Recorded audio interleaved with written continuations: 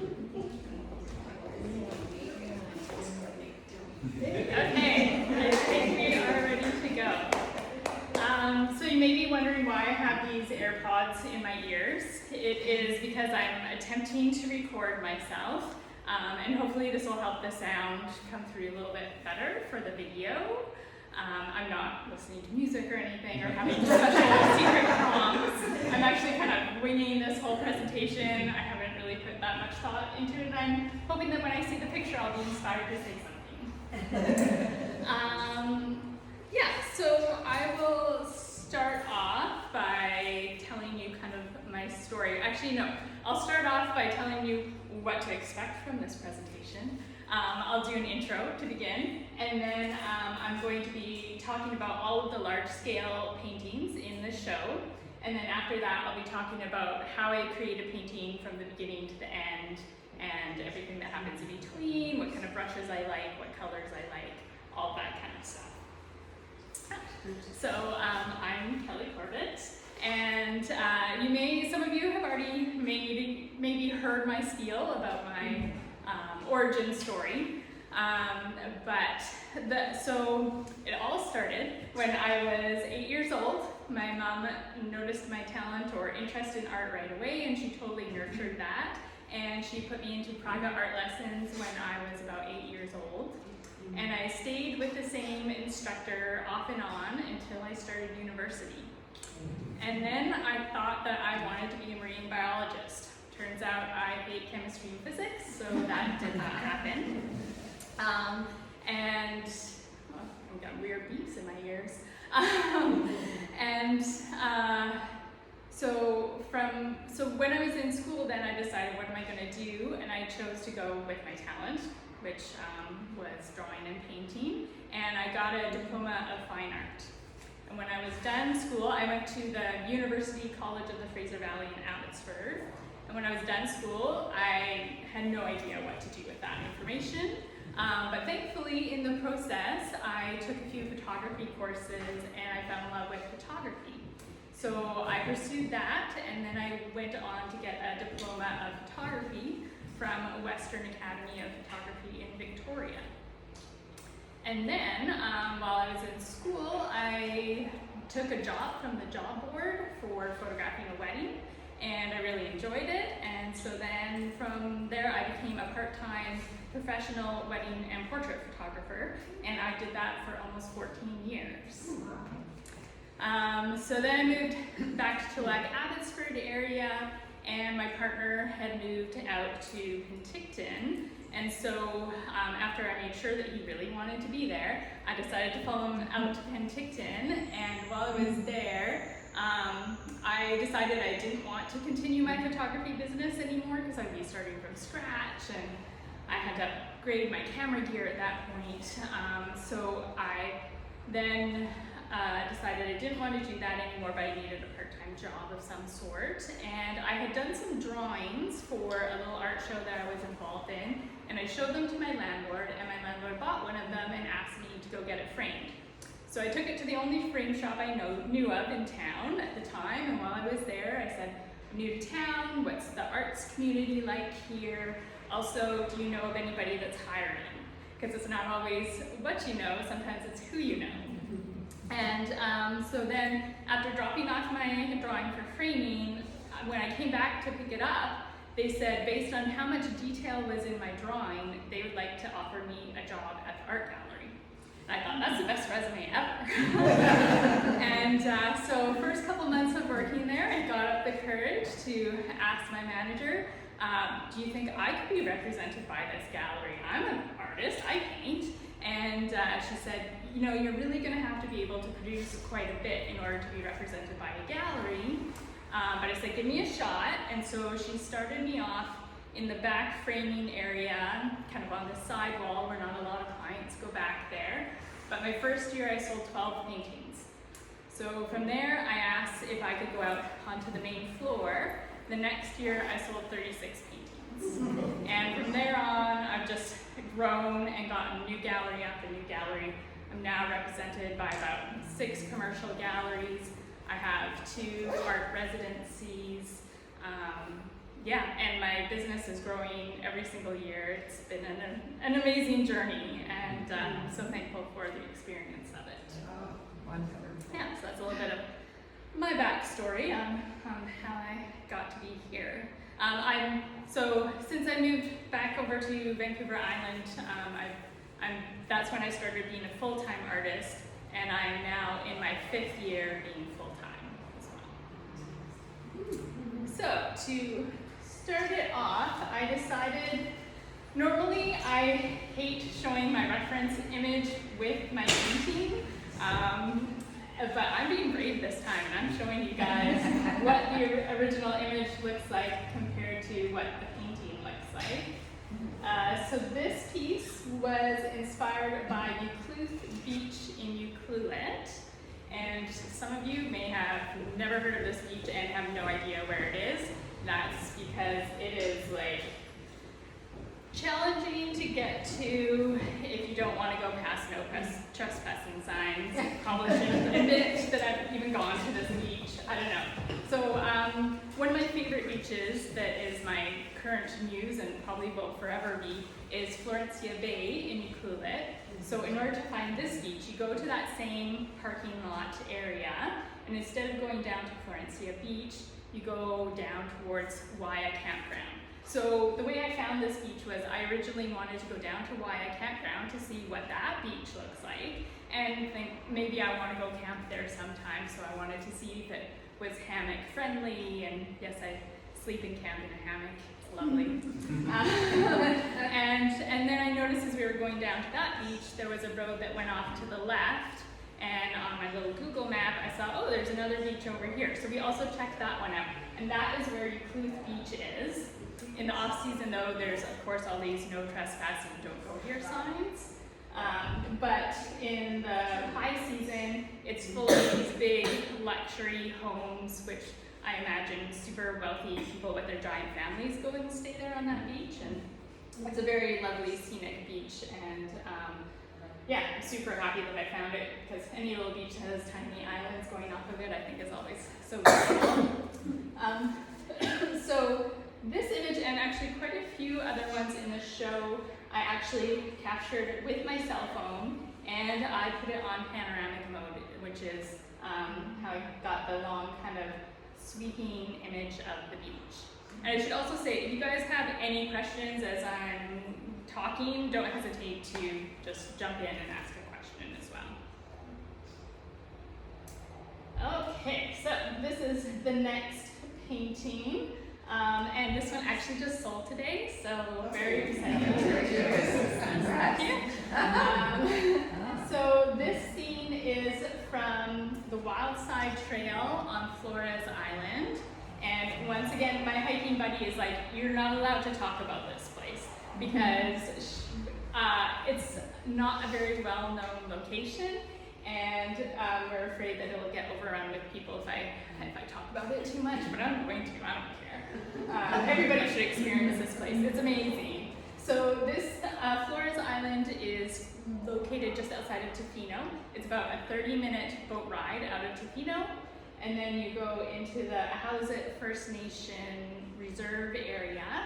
And thankfully there were lots of friendly people along the way to help answer all of our questions, because we'd never been here before, didn't know what the protocol was or what we were supposed to do or where we were supposed to go.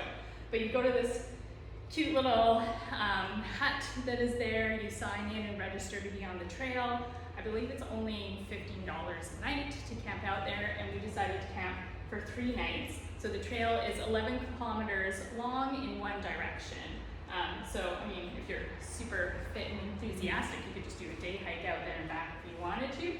But we wanted to experience the camping at every campsite that was on the trail. And this trail is just gorgeous and awesome, and you hike from beach to beach to beach, and it's glorious. We went out there in August, and we ended up seeing maybe 3 or 4 other couples out on the trail, and that was it. There was nobody else around. And pretty much every camp spot that we stayed in, it was just us staying there. Once again, we stay in hammocks, so we have to be in the trees, whereas if somebody else was there, they would be camping in their tent out on the beach.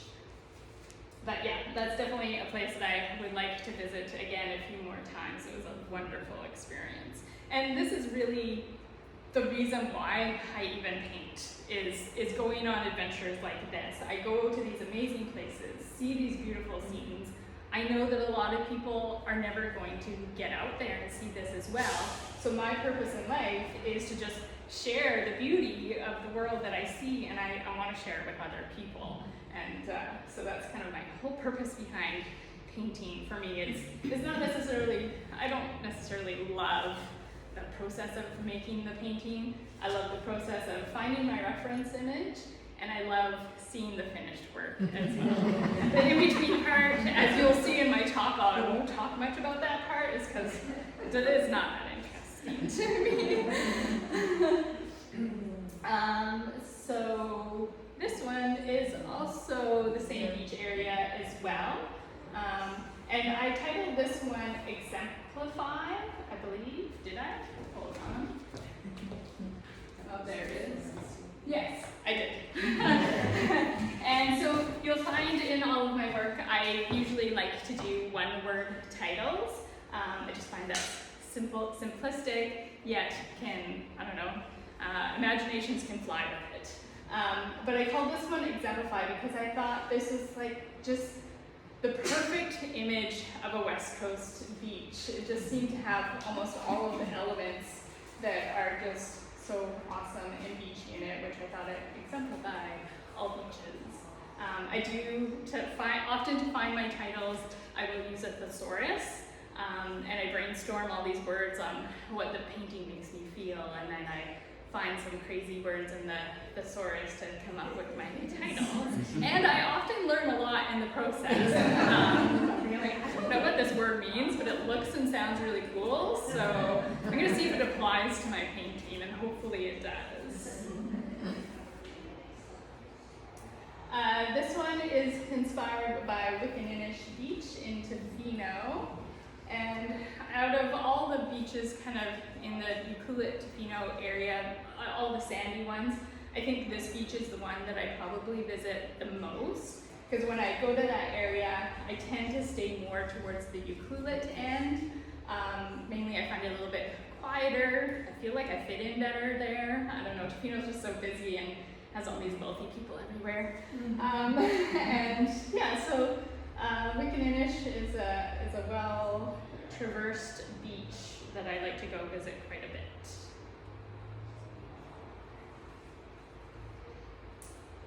And then there's this one. So this is, so out of the paintings in the show, I guess I would have to say my first favorite is my giant painting, just because it took me about a month or more to paint that.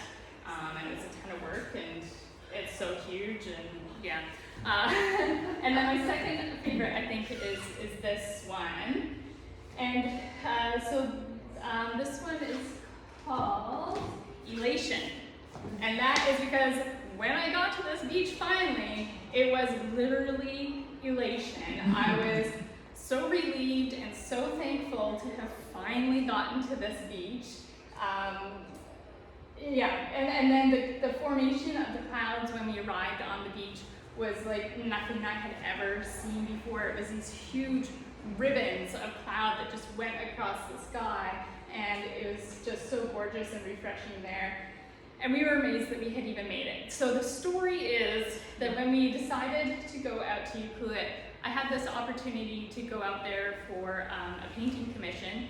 Some people had built a new house and they wanted me to paint a view from the beach at their house to go into their new house. So that was lovely. However, when I was supposed to go over there, it was Snowmageddon over here. So it was on one of the days when it had snowed so much, everything in town was closed. All the galleries were closed, everybody's saying stay home, don't go anywhere. And my friend, Brenda Castonway, who I invited to go with me out here, she was like, she really wanted to go. And since she was driving, because I hate driving in the snow, she phoned me up and she's like, we have a 4-hour window to get out to the West Coast because the way the weather was going, it was supposed to get super cold and everything was supposed to freeze up within about 4 hours. So we could either make a break for it and go for it, or we were going to be stuck at home and we wouldn't be able to make it at all. So I said, yep, let's go for it. Hopped in our car, made it through this east coast side of the island. It was exciting at times. But once we got over to Port Alberni, the roads cleared up quite a bit, and even going over the pass to go to the west side, it was quite clear and it was all lovely. And so the feeling of elation that we managed to escape Snowmageddon, get out there, and the first beach that we went to was Chesterman Beach, and this is what we saw, and we were just blown away. I had a camera in each hand, going crazy. It was just very, very exciting. Where did you stay? I'm quite lucky in the way that I have a cousin that lives in Ucluelet, and so he is very accommodating and lets me stay with him when I go out there. So. And speaking of Ucluelet, this is the next scene. So again, I just want to say one more thing about this guy. This also is taken with my cell phone, and again, it is a panoramic photo. So just do an upsweep instead of the horizontal, which is a fun tip, which I just tend to use my cell phone so much for capturing reference images now because of the versatility of just getting such a different perspective than other people might be getting. And again, this image is also taken with my cell phone, and again, a panoramic image. And you'll see I left out that tree in the middle because I thought it didn't really need to be there.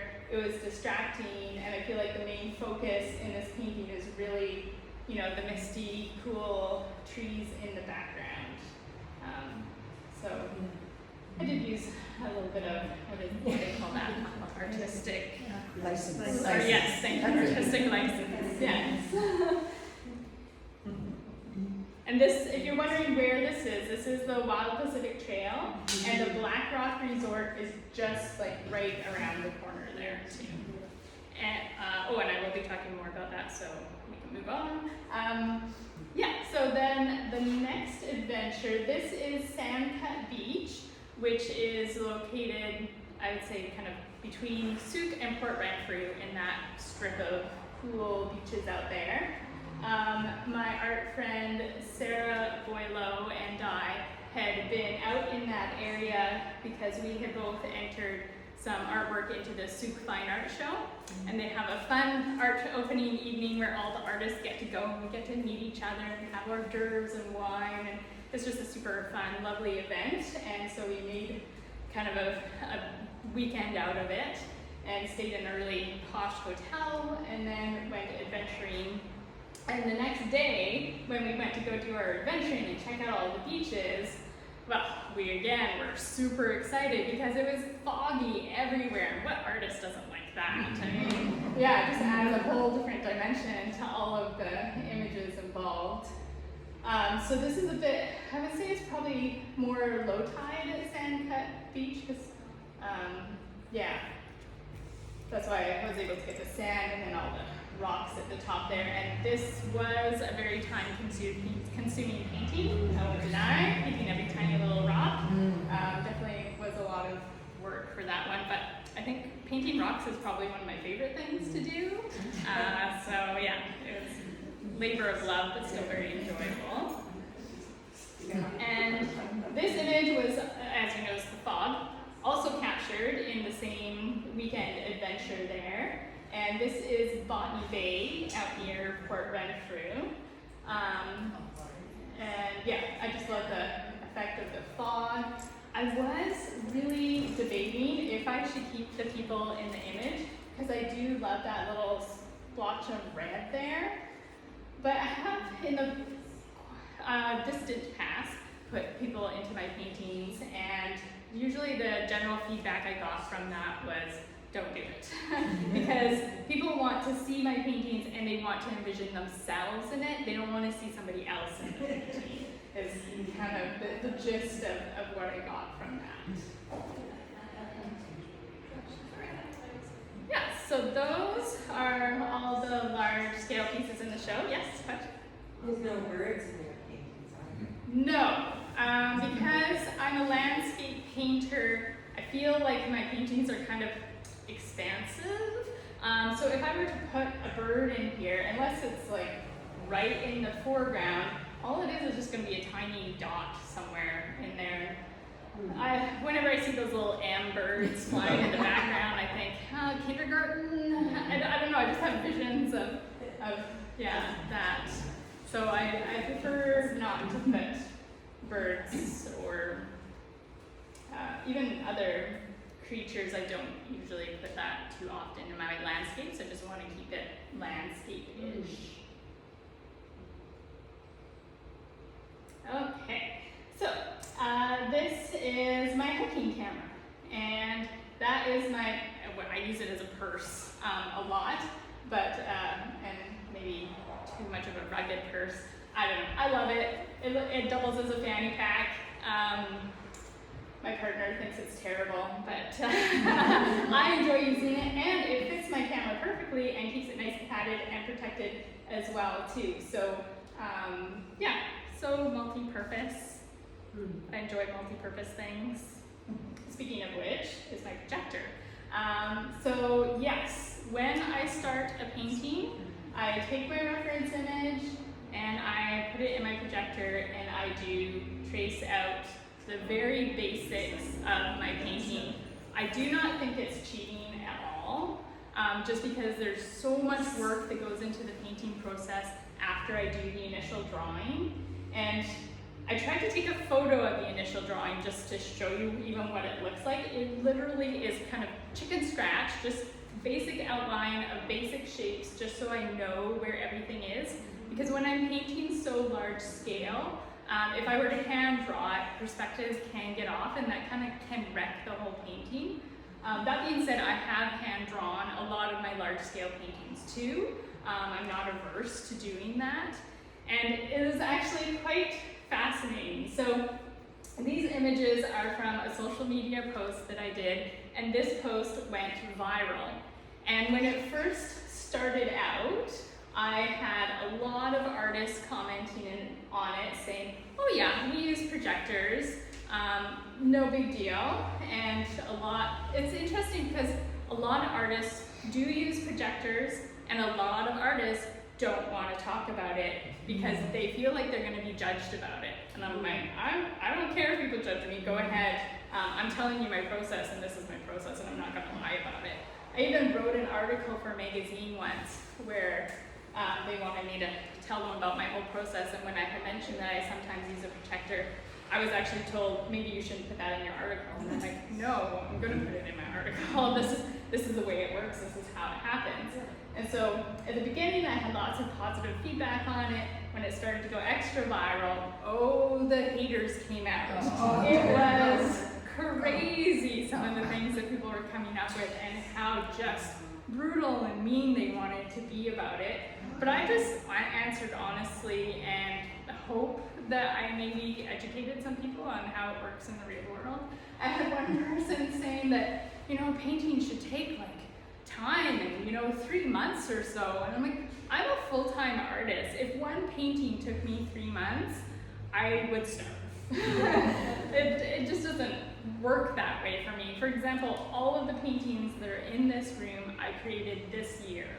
And yeah, I find trying to be a full-time artist, I really need to produce a lot of paintings.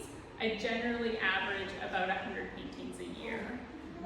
So part of the reason why I have a projector is because it helps me speed up the process. It just makes things go a little bit faster and a little bit more efficient for me to produce as much work as I do. And as speaking of double duty for the projector too, so this projector that I have is right here, and it was on sale when I bought it. I got it at London Drugs, I think, and I think it was in the $800 range, but I justified that price by also knowing that I could use it for art talks. Super lovely. I don't have to depend on somebody else's projector that might not work with whatever system I'm trying to plug into it or whatever. It's really, really nice to have my own projector.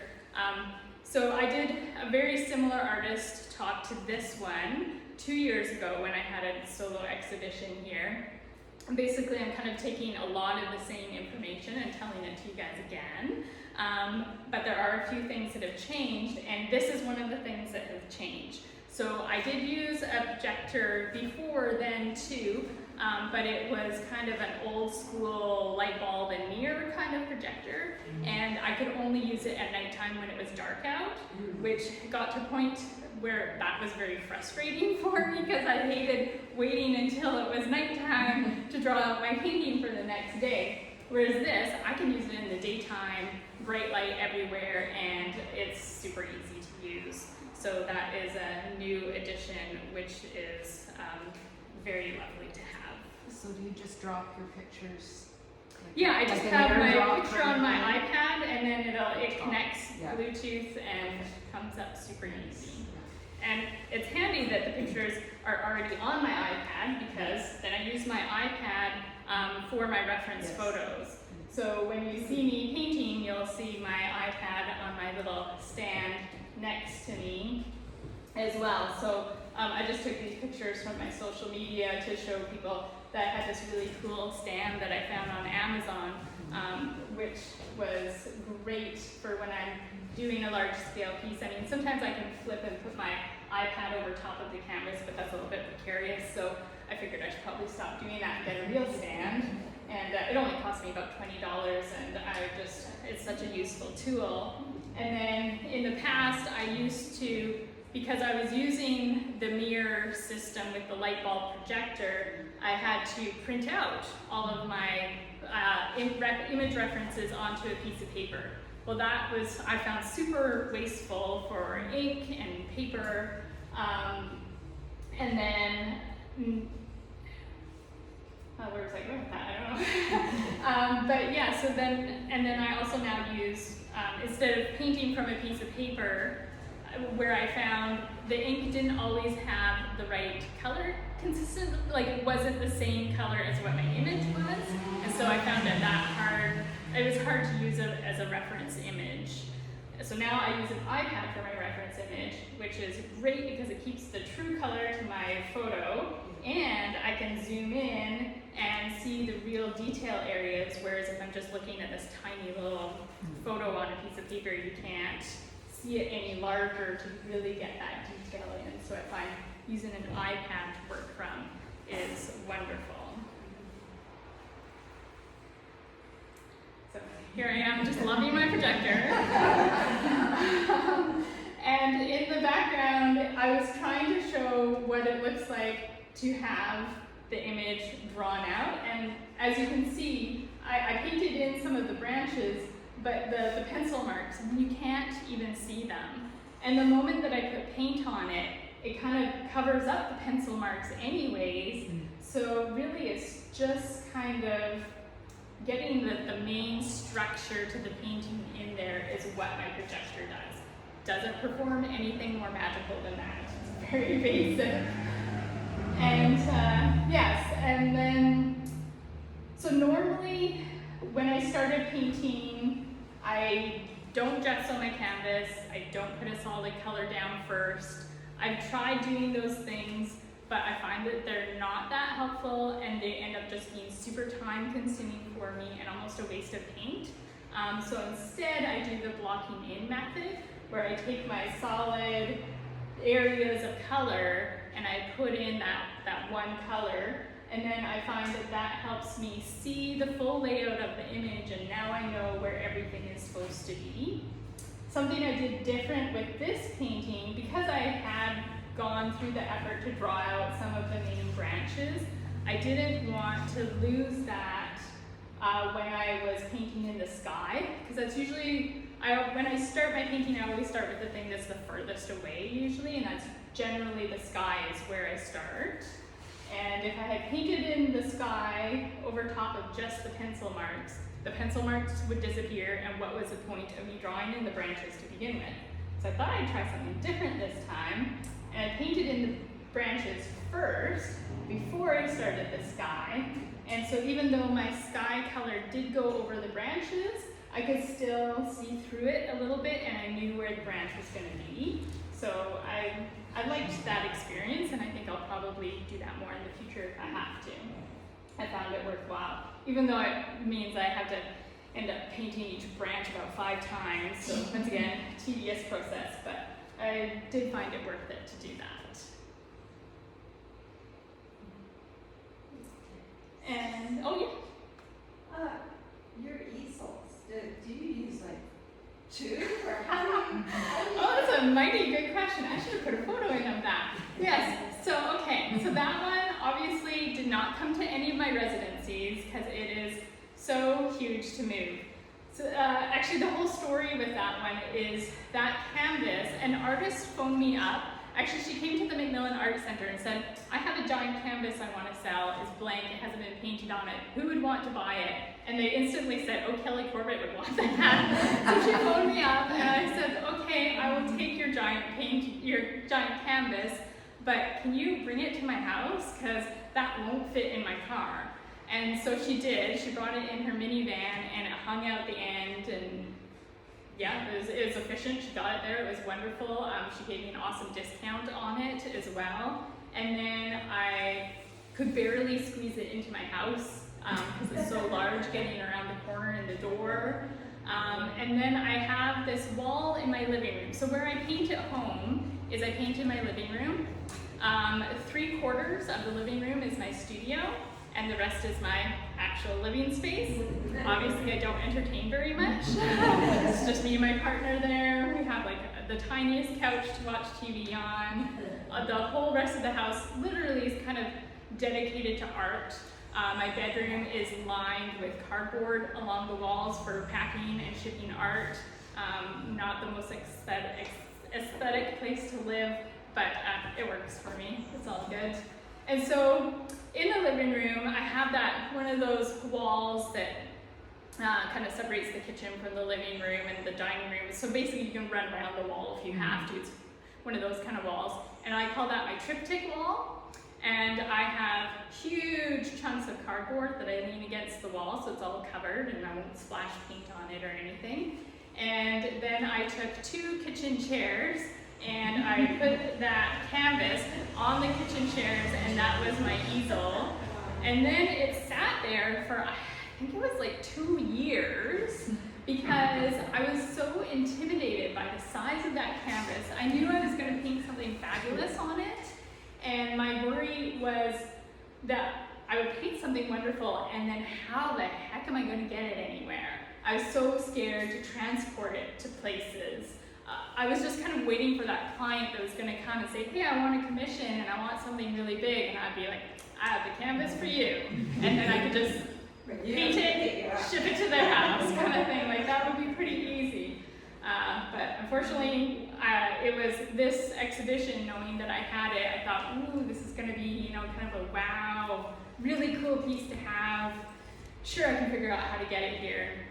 I did. I ended up wrapping it really well, and then we put it in my partner's truck, and it hung out the back, which did make me nervous, but he has some bars that he put across the back of his truck bed, and then we had some ties that we tied in underneath the stretcher bars, and I drove behind him as he drove over here, and even when he went over a bump or anything, it didn't even bounce or anything. It was super secure. So the only thing was that just to make sure that I'm transporting it on a dry day, because rain would not work since it was fully exposed to all of the elements. So yes, thank you for that wonderful question. So this painting here, the one for Euclid, so I started the blocking in process on it, which you had seen, and then I like to go to the event called Art Splash that happens in Euclid every March. Of course, it didn't happen during the pandemic at all, unfortunately. So this is the second one that we've had since the pandemic, and it's just a really lovely event of a lot of the local artists in the Euclid, Tofino area, but there's also some from our side of the island that managed to get out there as well. It's a week-long event, and they have this artist in action part where the artist can be there and painting live for for anybody who comes to the show. So that's where I did I painted out this piece, I think 2 or 3 days at that event. So I did a lot of the work on it there. So after I kind of done the blocking in layer, then it's just really a whole bunch of layers that go into the painting after that. My greens, I usually use about 3 different greens. I start with my darkest areas, often in the greens, and then I do the mid-tone green and then the highlight greens on top of that, and I always throw in a little bit of red or raw sienna color to show there's always little dead bits in there and stuff to make it look more natural. The gravelly bit, I really should just buy myself some kind of cool sponge to make that a faster process, but no, I use my super itty bitty tiny little brush and I dab the entire thing, and then I have to dab it like 3 times to give a little bit of variety in the color. So I like it the slow and tedious process apparently. Yeah, so that's kind of what's, maybe you're thinking I'm glazing over the actual how to paint part, but yeah, that's the whole process of creating the painting. So once the painting is finished, then I go about all of the documenting process. So, because as I said earlier, I used to be a professional wedding and portrait photographer, I happen to have a Skookum camera still. So I use this lovely, now quite outdated camera to photograph my images. Although I do admit when I photograph my pieces for printing, I don't do it anymore, just because even though I should have all the knowledge on how to get it done, I just feel like the people that are printing my prints are probably even better at it. And so I get Alan from Canvas Plus to do all the photographing of anything that I want to be made into prints. He's actually here today working on that right now. Yeah, so that's lovely. And that is an example of how I go about photographing my work. I do it all outside in natural light. I have found for a while there, I really liked to have almost bright sunshine while I photograph my pieces, because I just thought it would make things look a little bit warmer, a little bit more vibrant. But lately I've been having some weird ripple light issues when I photograph in full sun. So now I aim for a bright overcast day when I choose to take my work outside and photograph it. And then after I'm done taking the pictures with my big professional camera, I also use my lovely tripod and my phone to do all of my social media videos. So I don't have any kind of assistant that is filming me when I do any of my social media videos. I'm doing it all myself. I have a lovely little remote control that I can use for my cell phone, and just put it on a tripod, and then I do my crazy woohoo things and whatever. Whatever creative way I can come across to show you my latest painting. Yeah. So then once all that stuff is done, then I have to take my image that I have photographed, and then I put it into Lightroom. So again, this is coming back to my photography basics. So I put it into my Lightroom program. I make sure it looks as accurate as I can make it to the original painting, tweak the color. Yeah, maybe sometimes the darks are too dark, so I'll change that kind of stuff in Lightroom. Granted, I could do that in Photoshop as well, but I just really love using Lightroom, and I find it super easy to use. So I process all my work there first, and then I put it over into Photoshop as well. So 2-step process. In Photoshop, I do usually just kind of a final density. Sometimes when it comes out of Lightroom, for some weird reason, it just looks a little bit too dark to me. So I'll lighten it in Photoshop. And then often I want to put my images onto Instagram, and Instagram tends to like a square format. So then I will put whatever shape of my painting into a square and just put the white on the edges so that it looks a little bit nicer and cleaner when I put it into Instagram. So after all of that stuff is done, then I can finally put it onto my website. So that's always the next step. And I also do list all of my prices on my website as well too. Just, yeah, in case somebody is interested in it. It's a little bit awkward sometimes in the way that I also have a shopping option on my website too, so I can sell prints and paintings directly from my website, but a lot of my work is also in commercial galleries as well too. So I try and, in the little caption that goes under the thumbnail, I try and say if it's in a gallery or if you can buy it directly from my website, just so that it is a little bit confusing because you can't buy it directly from my website if it is in a gallery. It needs to be purchased from the gallery. So when I go to my social media, this is the first thing I do is I always post to Instagram first. And now Instagram has gotten much more complicated compared to when I did it back then. This is an image from 2 years ago, but now it's all about reels and doing videos and creating reels. That's a whole other talk in itself, that whole process. But a lot of how I even just learned to do it is by going to Google and being like, how the heck do I even make a reel, and how does this work, and watching what other artists are doing, and that's really how I learned the process of navigating social media. And once I put it on Instagram, I don't do the automatic transfer it over and have it post on Facebook for me. I manually put it onto Facebook myself. And that is because on Instagram, you cannot put links in your caption below the image, but in Facebook you can. So I want to make sure that any links that I might have wanted to put in my Instagram, that I would definitely put it on my Facebook post, because that's easy to click and people can use it really well. Okay, all the documenting social media stuff is out of the way. I still got this painting. It's not done yet. And now is the finishing process. So I usually give it at least 3 days to fully dry, even better if it's longer, a week or whatever.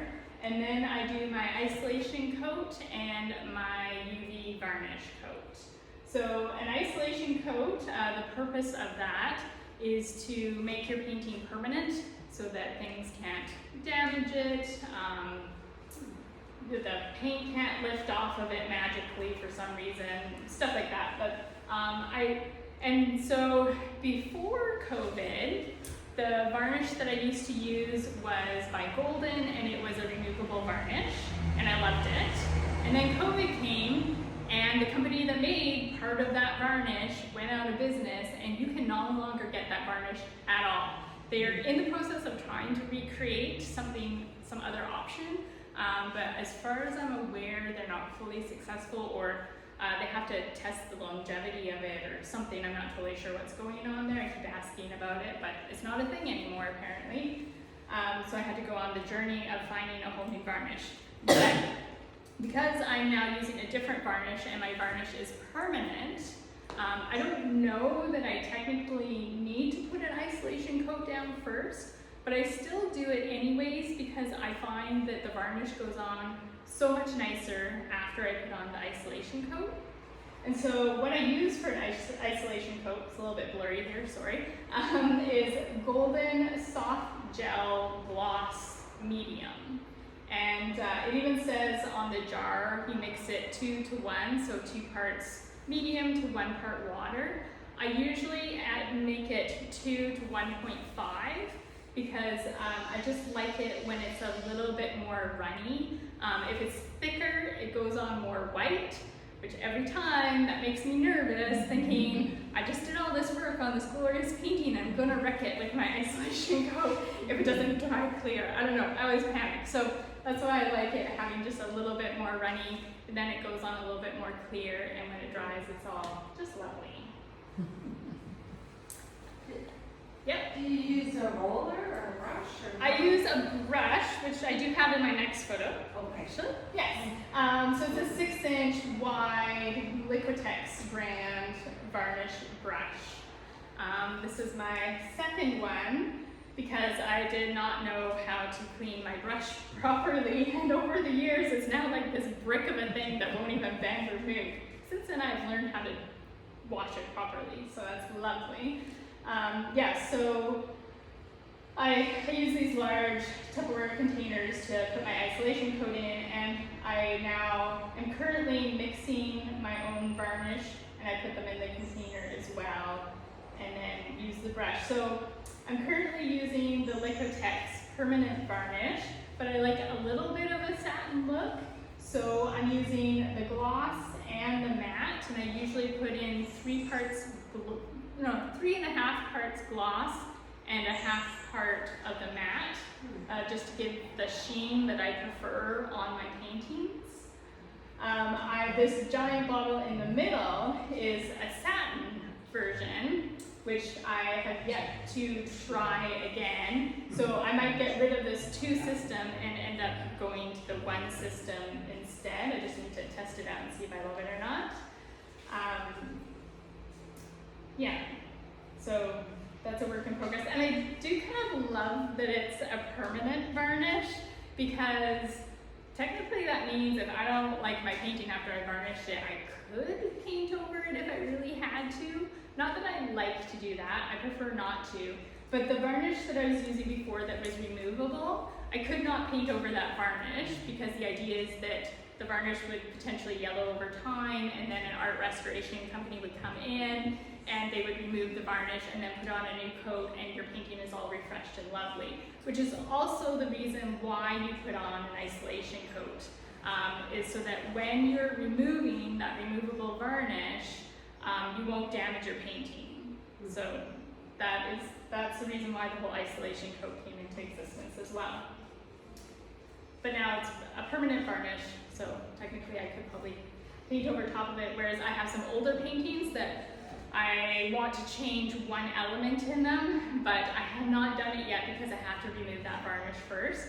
I've never done it. I've Googled how to do it, and it looks very intimidating to me. So I'm still procrastinating, trying to remove my old varnish. Thankfully, I have an art friend who does it all the time, so I think I might bring one of my paintings over to him and be like, here, show me how you do this, because I really do need to learn this process. One thing that I do struggle a lot with is dust in my varnish. So I have oh wait, no, this is the next image, excellent.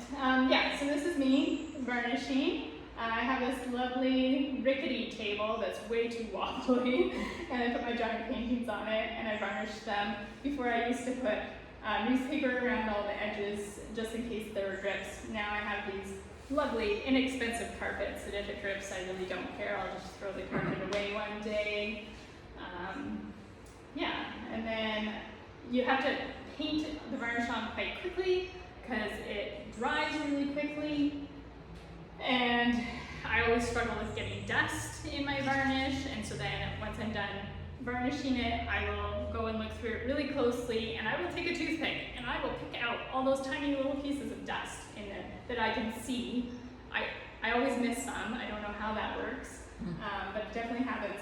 But I've gotten a new tool, which I did not get a picture of, but I have one of those air ventilation systems. It's about this tall, and it purifies the air, and if you're in a room with a bunch of COVID and stuff, it apparently can turn up to number 5, and you should be able to kind of like get all the germs out of the air and everything, but it also helps get all the dust out of the air, which makes it much more lovely for doing my varnishing. I don't have near as much a problem with dust as I used to, And also I do often wonder like how toxic is the smell that's coming off of this varnish stuff too, which makes me thankful for the air filtration system. I try to open windows, but I mean sometimes I'm varnishing all through the winter and stuff, and that's not always that convenient to make everything super cold either.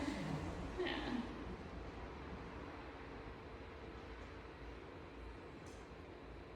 Oh.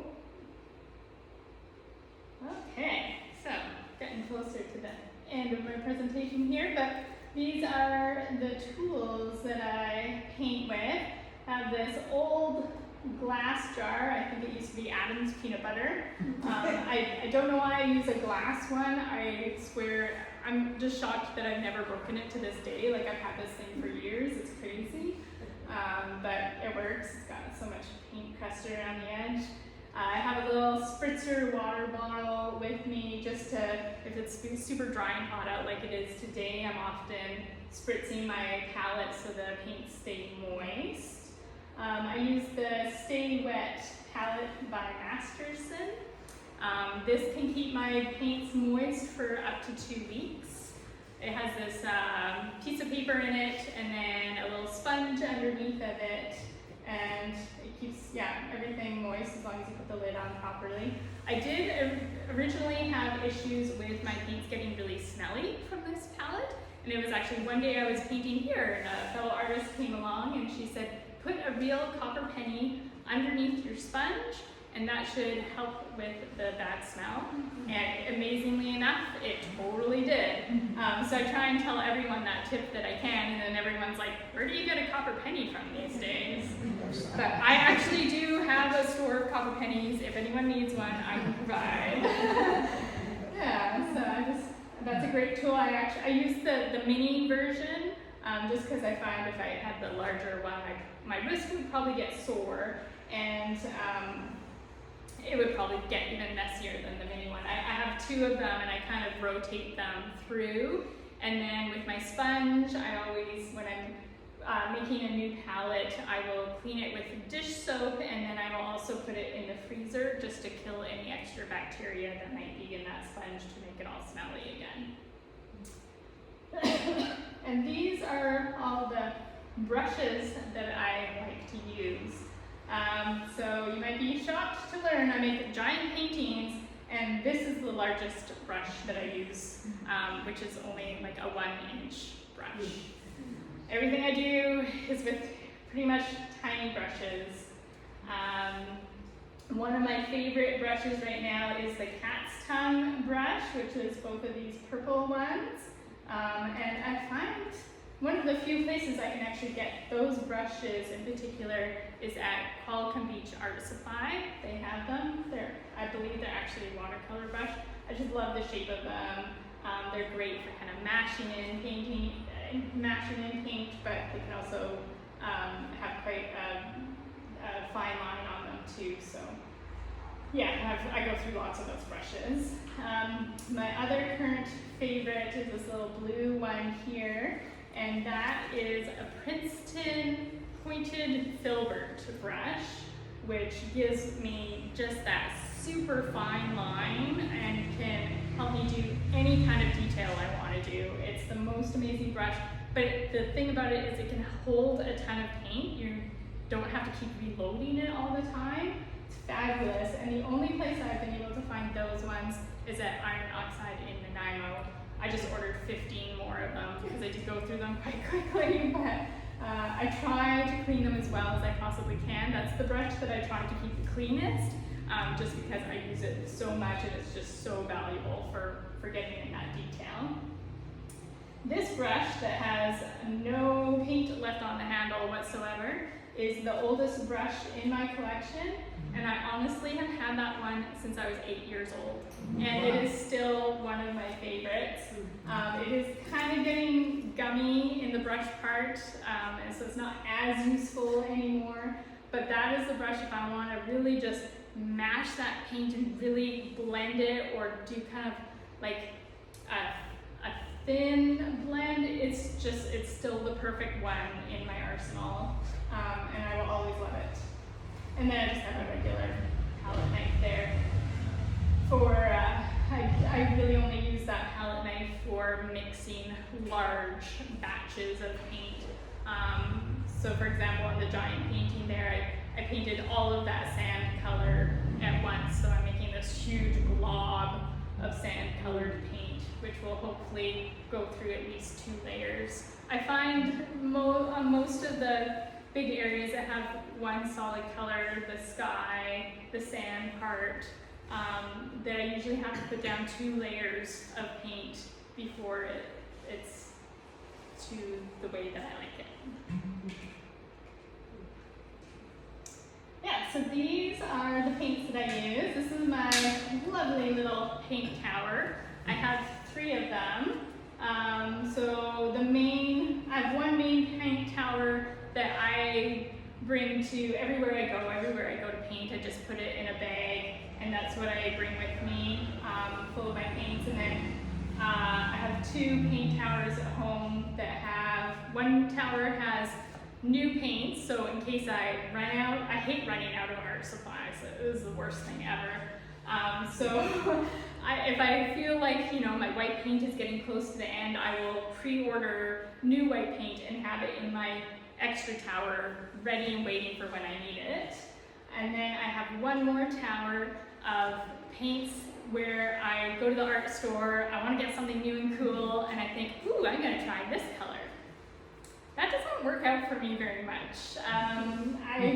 It's really hard for me to introduce a new color into the colors that I'm already using all the time. So that tower is full of the ones that did not make the cut, the colors that did not make the cut. So here I have cobalt teal, which is, well, I can't even read that. I want to say that's golden, but I'm not totally sure. Could be like the text. But it's the fluid acrylics, which those are lovely. I guess I really haven't tried the fluid acrylics that much. I tend to go more with the heavy body acrylics. I do like the way the fluid acrylics move, and I just do love that color. So that's always in my arsenal. This one is, I believe, red oxide. I haven't been using that one as much, but lately, but it's still a great color. This one must be Hooker's Green. That is one of my go-to greens. It's the dark green that you see in everything. I always say that this green is green that needs friends. So I always mix it with another color. So I could go for something really dark and I mix it with a red or a Van Dyke brown, or if I want to use it as a highlight, then I could mix it with some yellow and white and make it bright and lively. It's such a versatile green. I really love that one. Ultramarine blue. Yeah, that one's great for making purples with. I do have that in the top of the sky in that one there. And then I have cadmium yellow, which, I feel like you only need a tiny little touch of that color and it goes a really long ways. I feel like I've had this tube for a really long time. And then cerulean blue, which is the perfect blue sky color, and it's the one that I use in all of my skies. That is my go-to one, and I usually mix it with titanium white. Oh, hold on. And then,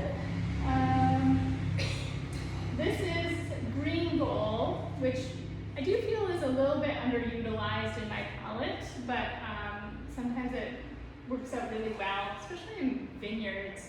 Just has a really nice tone to it, and mix it with a little bit of white and it just becomes such a lively highlight color. This must be cadmium red. Since I have done this art talk before, I don't use cadmium red as much anymore. Now I'm a fan of alizarin crimson, so that is a new update in my colors. That one made it in with gumption, that was great. And this one is Naples yellow, and must be, I'm thinking that's got to be Payne's gray, which I use a lot of Payne's gray. I don't use any black at all. So Payne's Gray is my go-to for all those things. And that one's probably burnt sienna. And then the final colors in my arsenal, one of my most favorite ones is chromium oxide green. And I discovered that color when I took a class with Terry Isaac. He's the one that introduced me to that color. And this is probably the only color that I would use straight out of the tube. Everything else I think I mix. And I do mix chromium oxide green as well, but it's definitely one where I have no trouble using it out of the tube, and I feel like it is the most natural green that there is in existence. Can't rave about it enough. I love it. This is the green that I usually use for all of my mid-tone greens. And then this must be raw sienna and Van Dyke brown and titanium white. So a lot of people, one of their questions usually is, how do you make your sand color?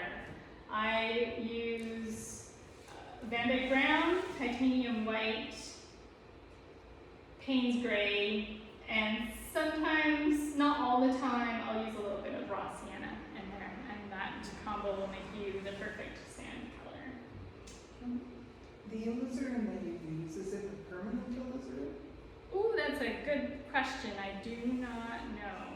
Because I was made to understand that the alizarin is a fusion of color, but that the permanent alizarin is not. So I don't know, that's a watercolor, so I don't know if it's different than in acrylic or. I don't know. I know that you only need like a little micro dose of it, and it goes a long ways. Yeah, sorry. I was thinking, I should have brought my actual paints with me to lie them out on the table or something, but unfortunately I did not get that far. Yeah, and so, ready for all of your questions. If we go back to your painting style, Kelly, which I absolutely love, your colors blend so well, and you don't really see the painting strokes. So can you tell me your formula for all that? Or? For blending, it is a lot of mashing around the paint. So there's kind of two ways that I go about it. When I first started painting when I was 8 years old, I started with watercolors. So I find that I still use a very similar watercolor-like technique. I do a lot of thin layers.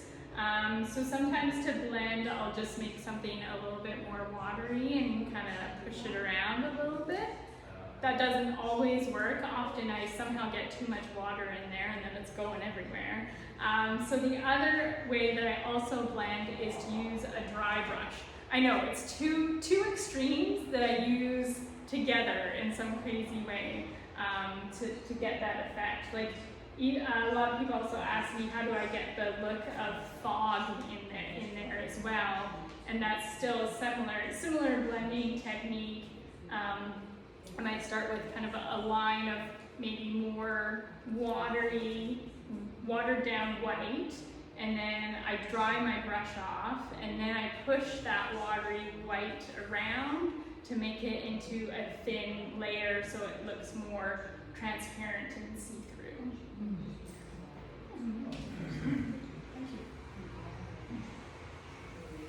Any other questions? Do you do classes? That is in the works. So lately, mostly I tell everybody I am too busy painting in order to teach, and that's definitely true this year. Sorry, I should open up my project. So this year I have said yes to so many projects and obligations that I don't have any time to even really think about the whole teaching process. But I did sign up for this system where they're going to help me wrap my brain around what I would even want to teach and how to go about doing that.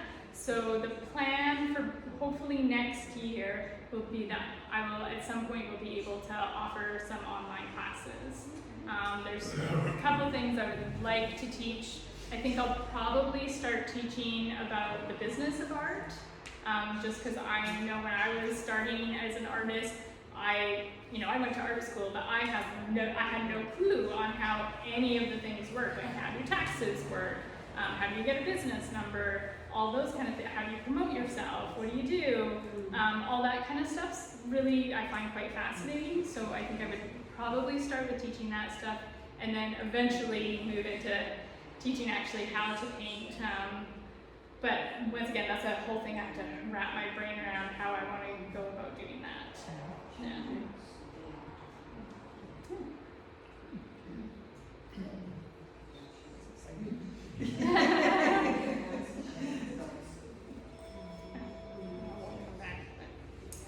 Yeah. Any other questions? You gave us a lot of good information. So Oh, yes, cool. you answered a lot of Yeah, questions. I'm glad. I will also let you know I have a print that's on the piano back there, which is in a draw, and you're all welcome to enter since you came to see me talk. So, and thank you so much for taking the time out of your long weekend to come hear me speak. I really appreciate it. And one more thing, in case you were wondering about my dress, yes, this is one of my paintings, and I just found a company in Montreal that prints on clothing, and so I made actually a couple dresses that I thought would be really fun for art talks and for art openings, and so, yeah, better than